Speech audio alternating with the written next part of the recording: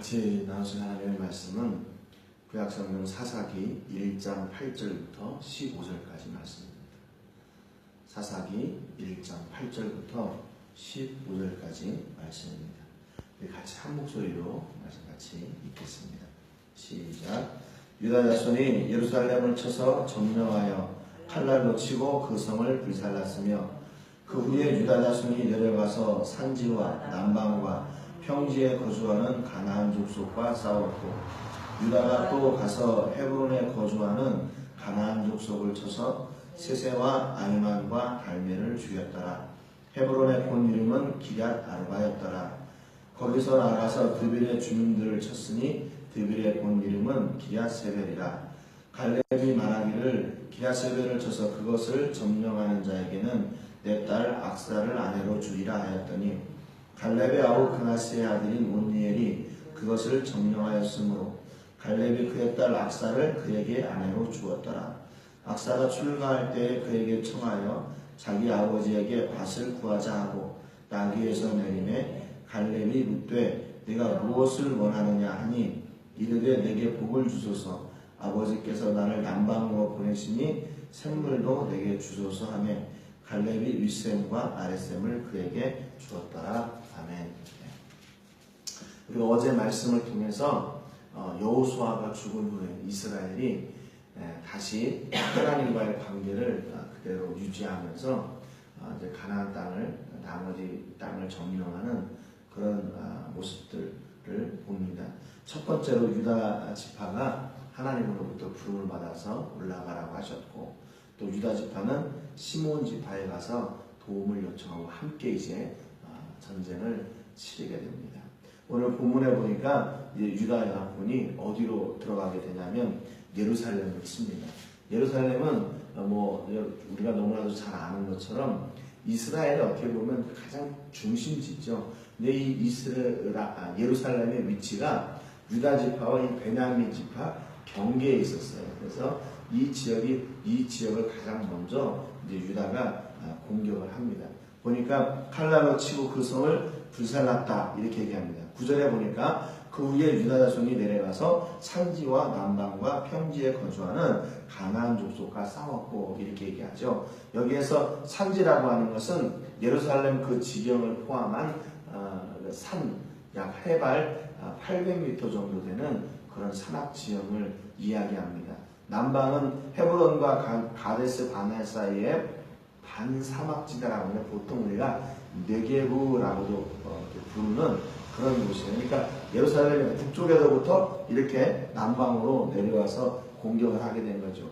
그리고 평지는 히브리어로 쉐펠라라고 하는데 저지대 또는 계곡 등으로 이제 지중해 면에 해안 평야 또 팔레스타인 중앙 산맥 사이에 남북으로 길게 뻗은 곳을 이야기합니다. 그러니까 예루살렘으로부터 남방으로 그리고 지중해 연안 쪽으로 모든 지역을 이 유다가 거침없이 공격을 하는 거죠. 그러니까 그렇게 거침없이 공격을 하면서 그들 앞에 있는 가나안 족속이든지 아니면 그들 앞에 있는 어떤 큰 힘을 가지고 있는 사람들이든지 그들 앞에 적이 될 수가 없는 거예요. 왜냐하면 이미 하나님께서 2절에 내가 이 땅을 그 손에 붙였다 얘기했거든요. 그러니까 이 땅은 전에도 말씀드렸지만 가나안은 믿음으로 들어가서 믿음으로 정복하고 믿음으로 누리는 땅이에요. 그러니까 이 유다 연합군이 그 앞에 전에 가나안 7족속들 또 거기에 철기를 가진 족속들 또는 거기에 거인족들 그게 문제가 되지 않는 거죠. 그 땅에 들어가서 그냥 믿음으로 쟁취하는 땅이에요. 보니까 10절에 보니까 유다가 또 가서 헤브론에 거주하는 가나안 족속을 쳐서 세세와 아이만과 달면을 죽였더라. 헤브론의 본 이름은 기럇 아르바였더라 기록하고 있죠. 여기 지금 짧게 10절에 이렇게 한 절로 기록하고 있지만 여기 보면 세세와 아이만과 달메가 나와요. 이 사람들이 지금 여기서는 가나안 사람들이다 이렇게 얘기하는데요. 이게 아낙 자손들입니다. 아낙의 자손들이에요.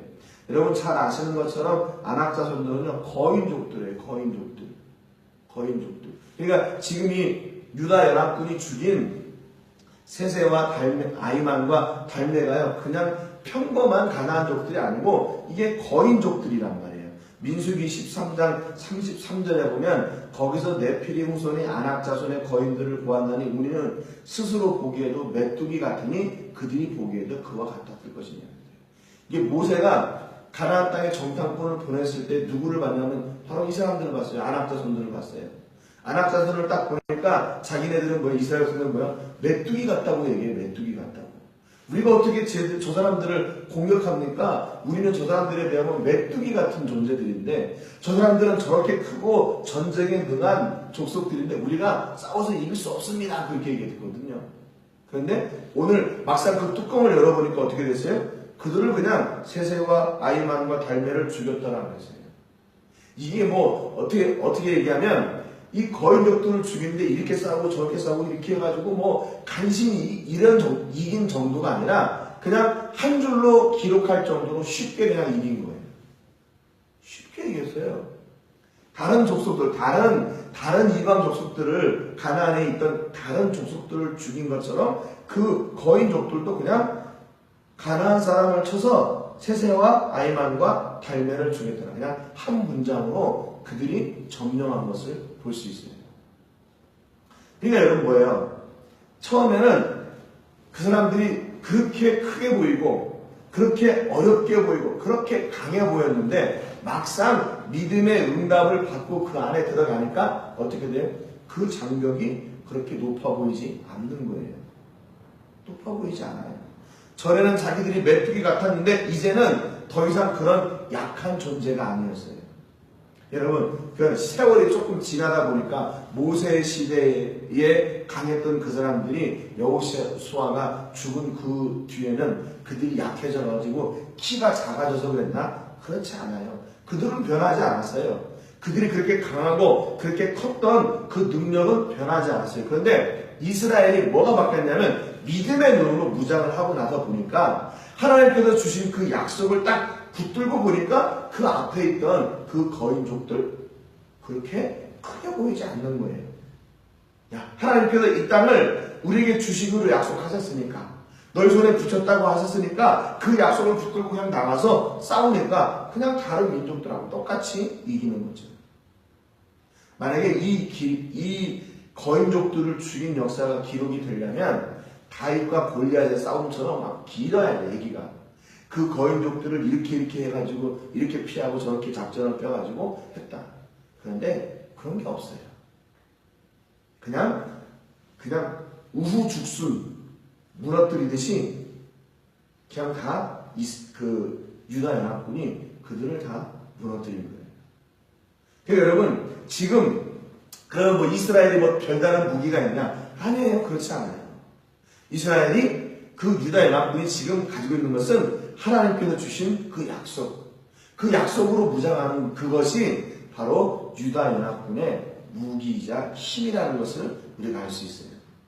여러분 지금도 마찬가지예요. 오늘 사는 우리도 마찬가지입니다. 우리에게 가장 큰 능력이 뭔가? 세상에서의 돈이나 권세나 그런 것들이 아니죠. 우리에게도 역시 동일하게 가장 큰 힘은 뭐냐면 바로 믿음이에요. 믿음. 하나님을 바라보고 하나님의 약속을 내 안에 보신 그것이 바로 우리에게 가장 큰 능력이자 무기한 그것으로 무장하고 나갈 때 거기 뭐 거인족들이 있든지 아무런 상관이 없어요. 아무런 상관이 없어요. 무엇으로도 다 이길 수 있는 거예요. 누가 와도 다 이길 수 있는 겁니다. 11절에 보니까 이제 거기서 나가서 드빌의 주민들을 쳤으니 드빌의 본 이름은 기라세벨이라 하는 겁니다.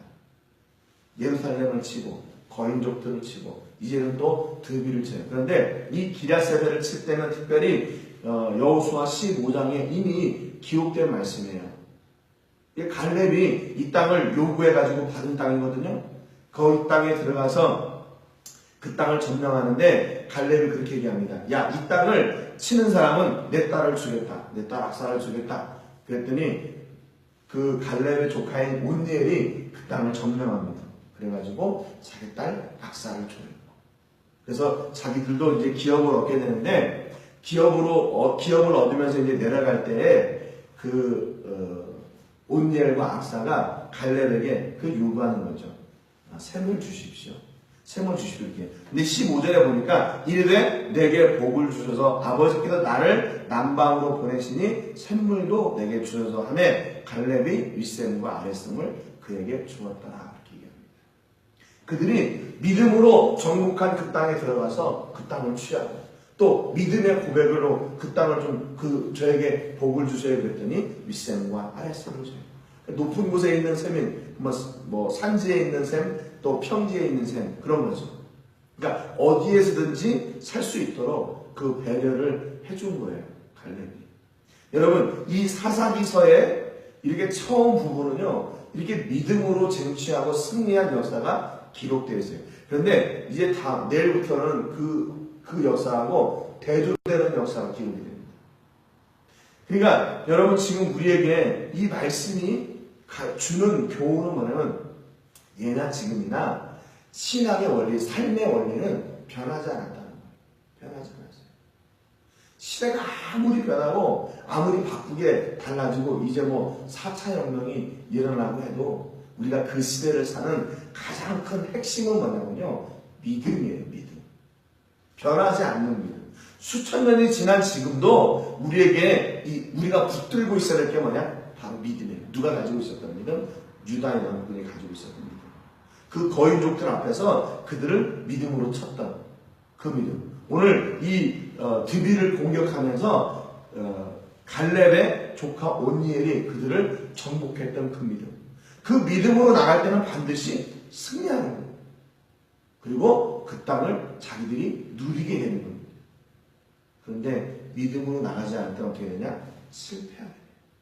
그로 인해서 믿음으로 나가지 않아서 이 사사기에 그 순환 사이클이 생기게 됩니다. 여러분, 오늘도 하나님께서 여러분에게 허락하신 이 땅에서 믿음으로 승리하시는 은혜가 있기를 주님의 이름으로 축복합니다. 여러분, 자녀들의 능력도 마찬가지예요. 앞으로 자녀들이 살 다음 세대 22세기, 23세기가 오든지 그들의 힘도 역시 마찬가지로 믿음이에요. 다른 게 아니에요. 왜? 하나님은 동일하신 분이시기 때문에. 창조하셨던 그분이 지금도 우리 가운데 역사하시는데 그분이 우리에게 바라시는 것은 유다 연합군에게 주셨던 그 믿음을 가지고 그 거인족들을 이기고 또 갈렙이 그 드비를 쳤던 것처럼 오늘 우리에게도 하나님께서 요구하시는 것은 바로 그 믿음이에요. 믿음. 너무나 간단하고 원초적인 그런 논리인 것 같은데 그게 바로 성경이 말씀하고 있는 겁니다. 성경이 다른 것을 이야기하잖아요. 거인족을 칠 때는 뭔가 다른 것을 준비해가지고 치라 그렇게 말하지 않았어요. 그들이 믿음으로 나가 그 땅을 쟁취하게 돼요. 오늘 이렇게 믿음으로 무장해서 믿음을 통해 역사하시는 하나님께서 여러분의 삶 가운데 임하시고 그 하나님으로 말미암아 승리하시는 귀한 복이 넘치시기를 주님의 이름으로 축복합니다. 여러분 기도하실 때 계속해서 우리 나라를 위해서 기도해 주시기 바랍니다. 역시 우리나라의 힘은 하나님이신 것을 고백하고 또 믿음으로 하나님께 구하는 그 기도를 통해서 우리나라가 보호될 줄로 믿습니다. 물론 핵도 있어야 된다고 그러고 무기를 무장해야 된다고 하고 그러는데 하나님이 도우셔야 돼요. 하나님이 보호하셔야 돼요. 그렇게 기도해 주시기 바랍니다. 제가 먼저 기도하겠습니다. 하나님 아버지 감사드립니다. 오늘도 말씀을 통해서 믿음으로 쟁취하는 유다연합군의 모습을 저희가 봅니다. 하나님, 오늘 우리에게도 하나님께서 요구하시는 것은 뭔가 특별한 것들이 아니라 바로 유다연합군이 가지고 있었던 그 믿음입니다. 하나님의 말씀을 듣고 그 말씀을 믿고 그 말씀대로 전진해 나갈 때 그 앞에 있던 거인족들이 전에는 그게 그렇게 크게 보이고 강하게 보였지만 오늘은 그들을 전멸했다고 한 문장으로 기록하고 있습니다. 이것이 바로 성경이 우리의 삶을 증명하는 방법인 줄 믿습니다. 하나님 오늘 우리에게도 이 믿음을 주셔서 우리 앞에 있는 그 어떤 장애물도 두려워하지 말게 하시고 위대하신 그 하나님의 능력으로 그걸 능히 이기고 승리를 쟁취하는 귀한 하루 되게 하여 주옵소서. 영광을 하나님께 드리며 예수님의 이름으로 기도드립니다. 아멘.